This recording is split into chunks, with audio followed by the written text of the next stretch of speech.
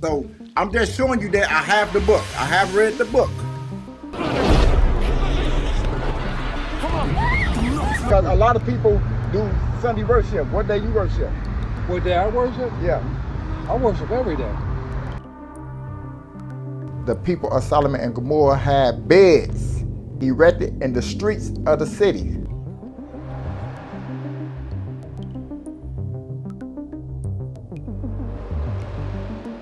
It says in 2:1, it tells you that the angels went before God.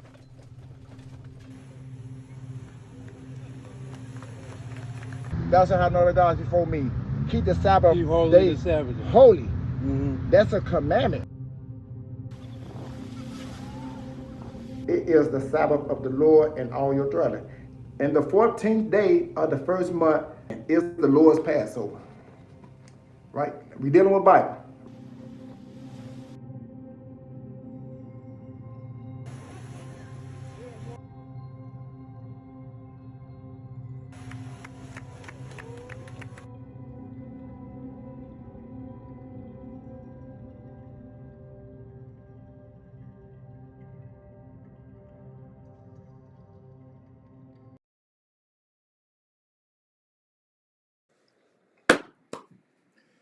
We wish you a Merry Christmas. We wish you a Merry Christmas.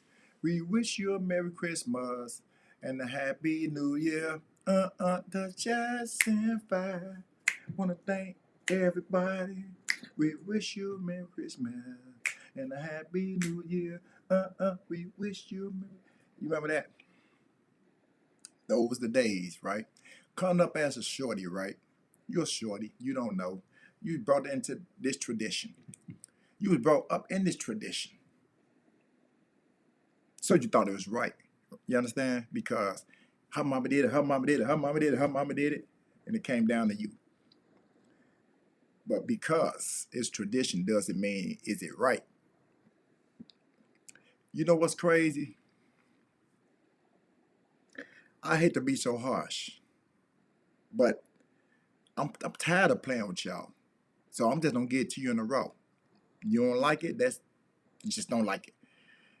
What the Bible say? Speak smooth things to me. No, I ain't doing that.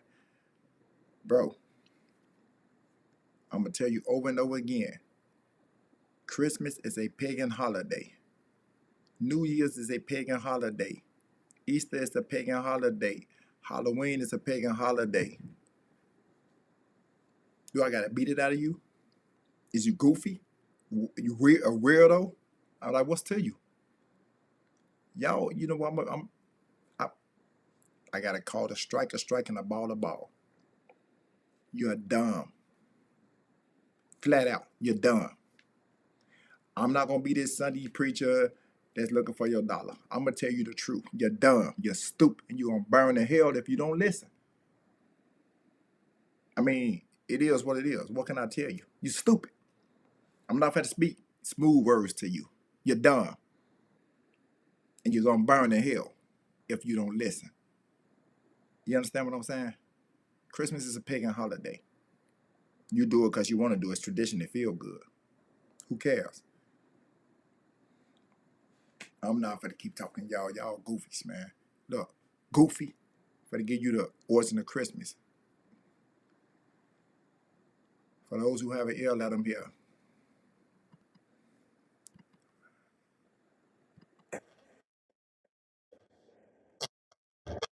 Pagans. We are looking at the history of Christmas and its pagan origins, and how this all connects to the biblical story of Jesus' birth. How could this even be possible? Although Christmas may look like a pure Christian holiday, just recently it was not so. In fact, it was just the opposite. We will seek to uncover the true depths of how influential pagan cultures is still influencing the world. And we will uncover to you all the surprising truths that we found. To understand the roots of Christmas, we need to travel back in time, long before the birth of Christ. Imagine ancient Europe. Cold, dark, and harsh winters ruled the land. Life wasn't easy, and every year, people faced a daunting challenge: making it through the season of scarcity. But amidst the struggle, there was hope. Hope that the sun, their source of life and warmth, would return stronger. This hope Smart founders know something most people miss. Get your domain name even if you're not today. In the northern regions, the celebration of Yule marked the winter solstice. On the darkest night of the year, they lit massive bonfires to honor the sun and keep its memory alive. Families brought home enormous logs, the famous Yule logs, and kept them burning as a symbol of light overcoming darkness. Sound familiar? That's the origin of the Yule log tradition we hear about today. Meanwhile, in southern Europe, the Romans celebrated their own midwinter festival, Saturnalia. This was a grand event dedicated to Saturn, the god of agriculture. It marked the end of the harvest and the beginning of winter rest. But Saturnalia was no quiet religious observance. It was a full-blown carnival. During Saturnalia, social norms were flipped upside down. Masters and slaves traded places, and the streets were filled with laughter, singing, and celebration. Homes were decorated with greenery. People feasted until they couldn't eat another bite. And yes, they even gave gifts, just like we do today. Many of the decorations we associate with Christmas, holly, mistletoe, and wreaths, come from these ancient traditions. They symbolized life and fertility during the bleakest time of year. But there's more to the story. In both the Northern Yule and the Roman Saturnalia, these festivals weren't just about survival. They were about letting loose, breaking free from the rules of daily life. And sometimes, this freedom went too far. These celebrations could get wild. It was a time to indulge in food, drink, and, well, other behaviors that wouldn't be considered appropriate the rest of the year. Some of this still survives today.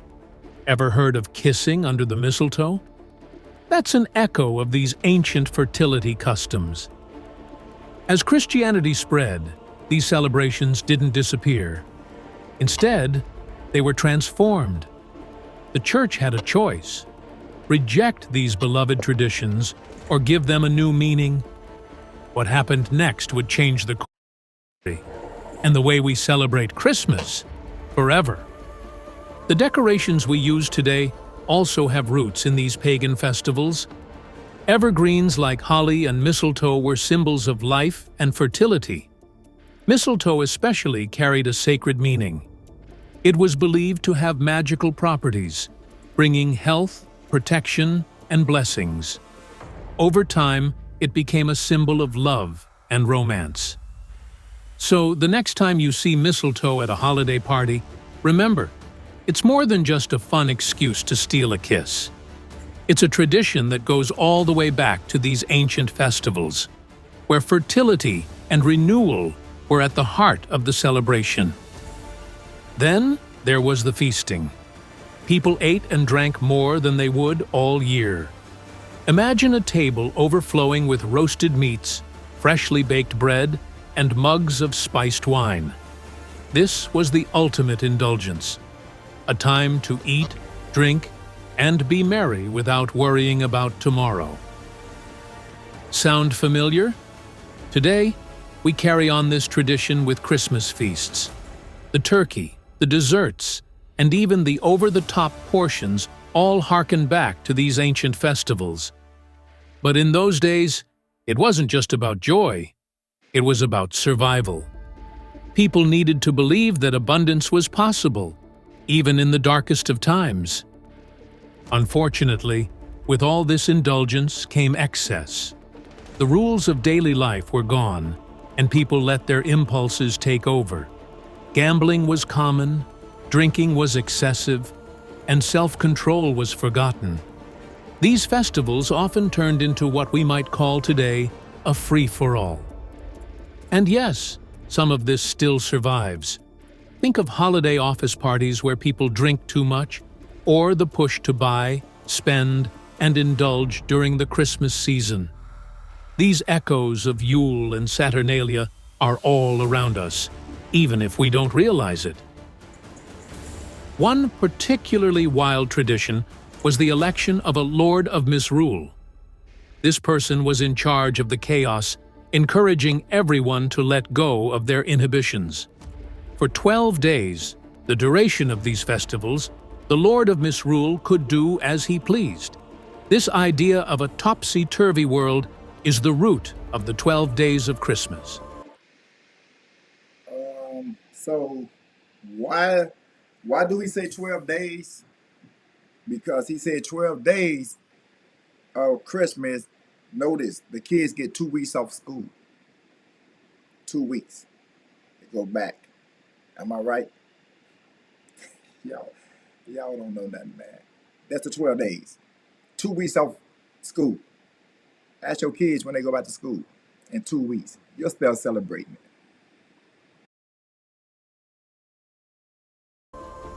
But for early Christians, these wild festivals were a serious problem.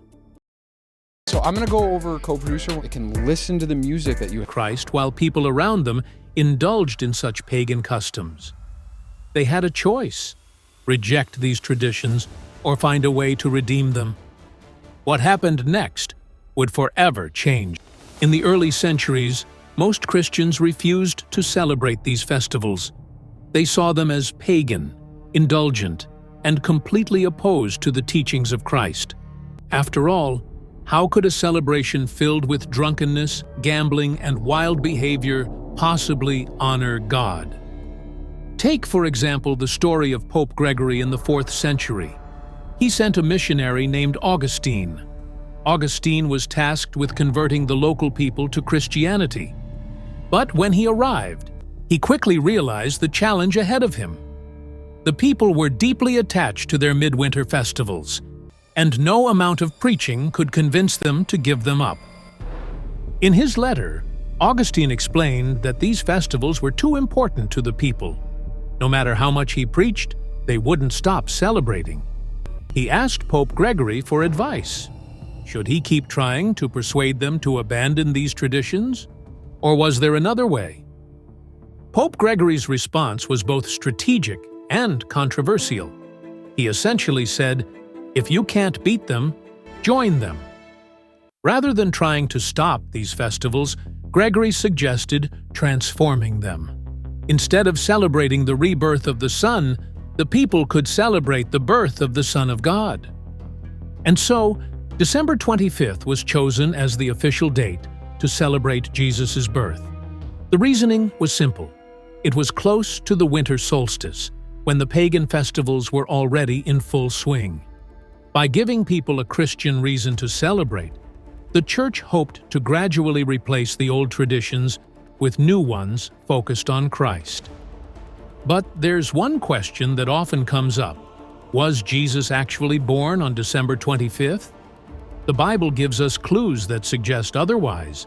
For example, the Gospel of Luke tells us that shepherds were out in the fields watching their flocks at night.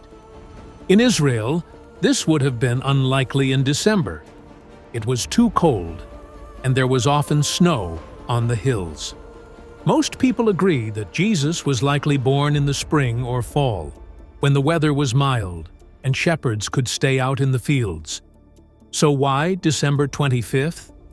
The date wasn't chosen because it was historically accurate.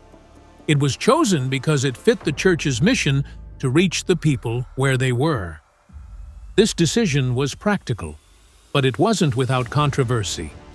Some early Christians believed it was wrong to mix pagan traditions with the worship of Christ.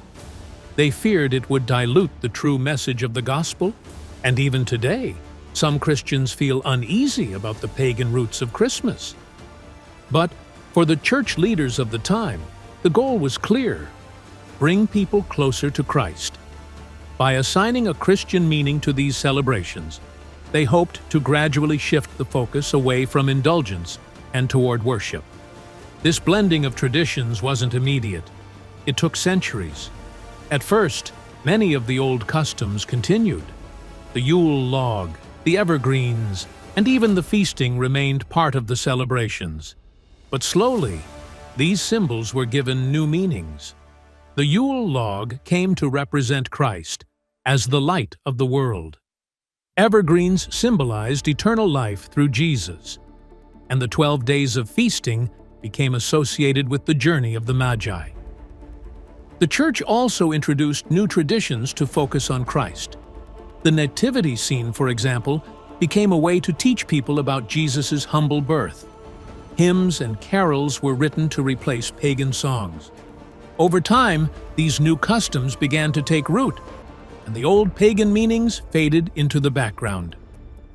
But the process wasn't always smooth. For centuries, Christmas remained a mix of pagan and Christian elements.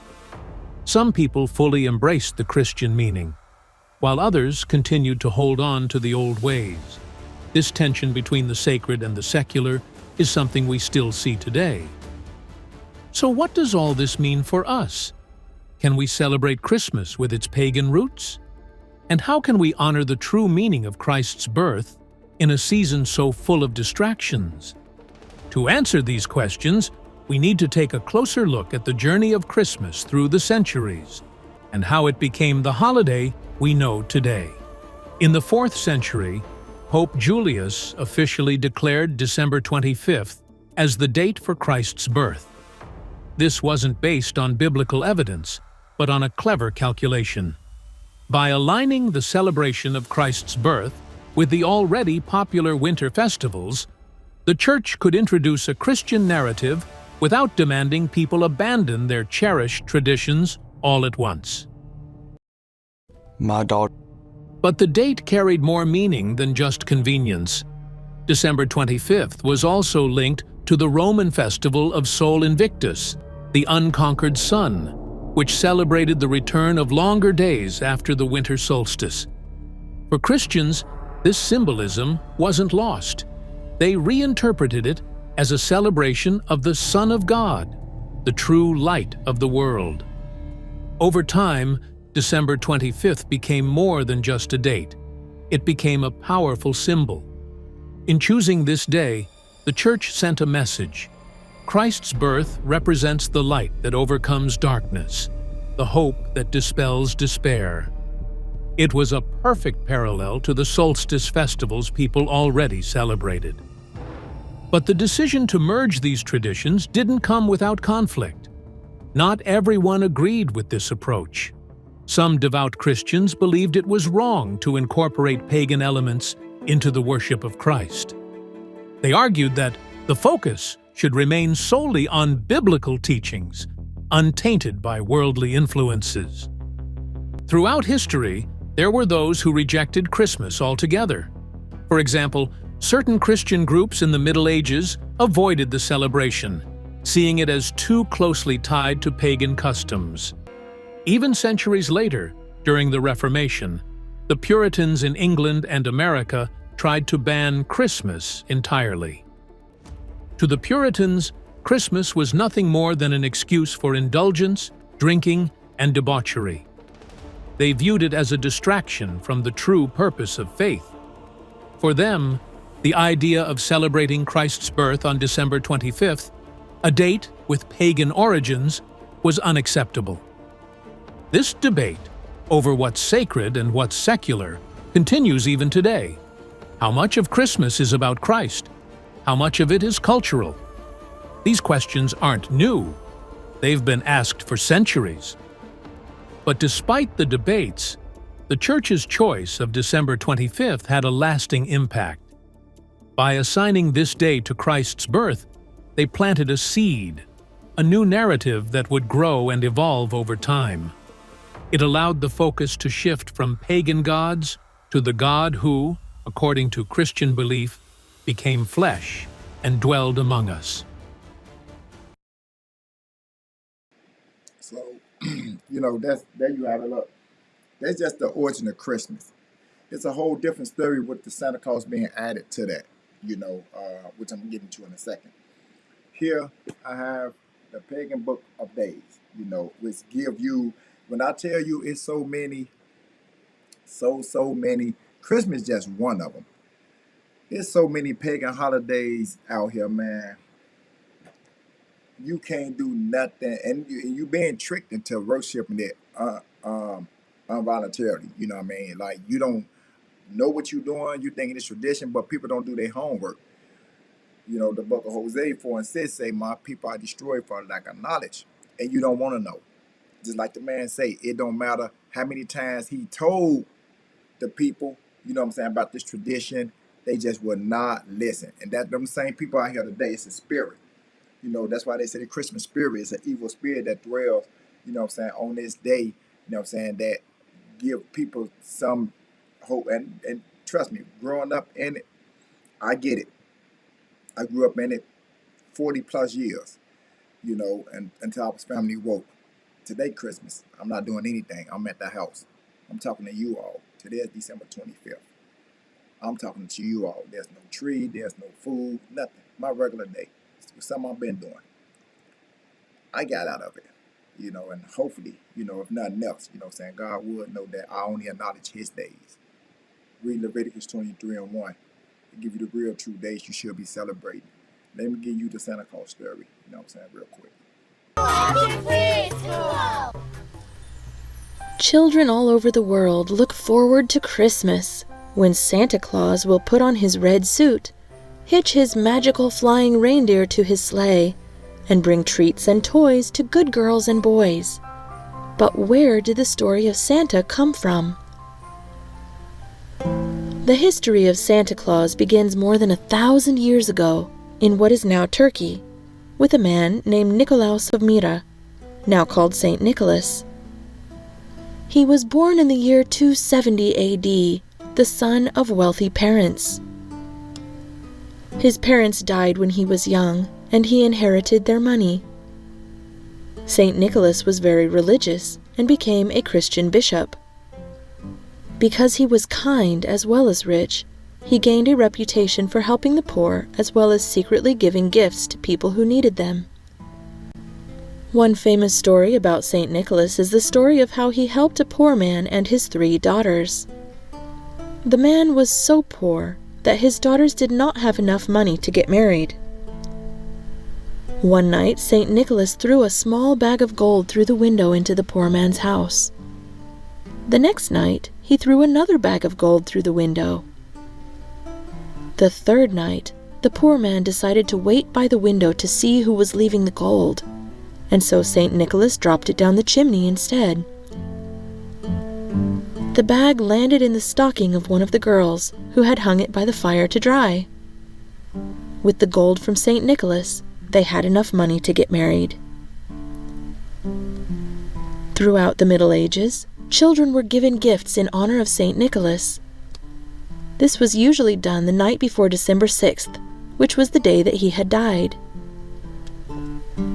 In the 16th century, Protestant reformer Martin Luther suggested moving the date that gifts were given from December 6th to Christmas to help bring more focus to Jesus Christ. But Saint Nicholas didn't get left behind. In England, he became Father Christmas. In Denmark, Sinterklaas. In Austria and Germany, he became a helper to Christkindl, or the Christ child, who began to be the bringer of gifts. When European colonists began to settle the New World, they brought all of these characters, as well as pre-Christian legends and mythology, with them, and they all began to mix together. Sinterklaas became Santa Claus, Christkindl became Kris Kringle, and people started trying to figure out exactly how this new story went. In 1823, Clement C. Moore, a poet from New York, published the poem A Visit from St. Nicholas, now better known as The Night Before Christmas. In the poem, Moore wrote that Santa drove a sleigh pulled by 8 reindeer, landed on the roof, and filled stockings with presents. Moore's Santa was dressed in fur, but nothing was said about what color it was, and he was described as a little elf. More details of Santa's story can be credited to the German-born American cartoonist Thomas Nast. Beginning in 1863 and over a period of 20 years, Nast created Christmas illustrations for the magazine Harper's Weekly. He portrayed Santa as a grandfather-like person in a red suit. He also drew pictures showing that Santa lived at the North Pole and of children mailing him letters. By the time the 20th century began, Santa Claus looked very much like he does today, although his legend continues to evolve. I hope you enjoyed learning about Santa Claus today. Goodbye till next time. So you see how Santa Claus and Christmas correspond. Christmas, from the Yule tradition to making it Christ's birthday. Somebody just said, hey, let's just bring it close to Christ. Because the people don't get a religion up, period. You know, the tradition was a tradition because it's a day they get to sin in so many words. And then the Santa Claus is actually a true person. When people say Santa Claus is not real, no, Santa Claus is real. You know, and he was, but this is how the origin started, you know. But again, December 6th was the original day of Christmas. I knew that. You didn't know that. And it was moved to December 25th. So both stories kind of correspond. That's why I gave it to you. Now, let's go back to what I said earlier. How people don't read, you know what I mean? People, they can hear and see things and still decide to do it. Well, what do they say in the Bible? Let's see. So, when you read the Bible, right? Let's see what the Bible said. If you go to Jeremiah 10:1, I'm going to put the strong concordance on it. Hear ye the word which the Lord speak unto you, O house of Israel. Israel is us. Thus saith the Lord. That means this come directly from God's mouth. Anytime you hear thus saith the Lord, this come directly from God's mouth, from the prophet Jeremiah. Thus saith the Lord, learn not the ways of the heathens. All right. So, like I said, I want to do the strong concordance. What is a heathen in the Hebrew? From the same root as Gentile. So he said, don't be like the Gentiles. You know, a troop of animals. He called them a troop of animals. A nation. Anybody that's not Israel. So, yeah. Be not like the heathen. So we know what a heathen is, a Gentile, right? Or a animal, according to God. Be not dismayed at the signs of heaven, for the heathen are dismayed at them. What do he mean dismayed? Let's go into the Hebrew. Let's see what dismayed mean. Affright, amazed, it's a terrified, go down, scared. In this case, don't be amazed at the signs of heaven, for the heathen are dismayed at them. All right. For the custom of the people, what is a custom? A ordinance, appointed ordinance, right? So don't be. For the custom of the people are vain. For one cut a tree out of the forest, the works of the hands of the workmen, which with the axe. They deck it with silver and gold. They fasten it with nails and with hammers, that it move not. They are upright as the pine tree, but speak not. They must need to be born, because they cannot go. Be not afraid of them, for they cannot do evil, neither also is it in them to do good. For as much as there is none like unto thee, O Lord, thou art great, and thy name is great in might. Who will not fear thee, O King of nations? For to thee thou it obtain, for as much as among all the wise men of the nation, and in all their kingdom, there is none like unto thee. Now, what is a nation in Hebrew? apparently from the same root, in the sense of massing a foreign nation, foreign, okay, hence a Gentile, also, a troop of animals or a flight of locusts, Gentiles, heathen, nation, people. So, in other words, the nations are considered animals, Gentiles. So when you see nations, that's what they speak of.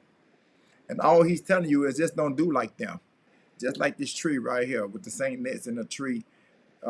Again, we learned Santa Claus is real. You know, we see how the origin of Christmas started with the gifts. You know, I know y'all want to get back to y'all pagan worship. So I just, came through to drop a bomb on you all. I hope y'all learned something. And you like, I don't like the way he preached. No. Okay, man, shut up. I want to hear that. Going on real though. I don't want to hear that. You heard it. You know what I'm saying? Take heed to it. This is ghetto gospel. I'm from the ghetto. I'm just preaching God's word. You know? I ain't don't get too greasy with it. If he tell me to, I will. But right now, just don't tighten the rope up just a little bit. Stop being weird. Y'all goofy, bro. For those who have an ear, let them hear. But until then, man, I'm out of here.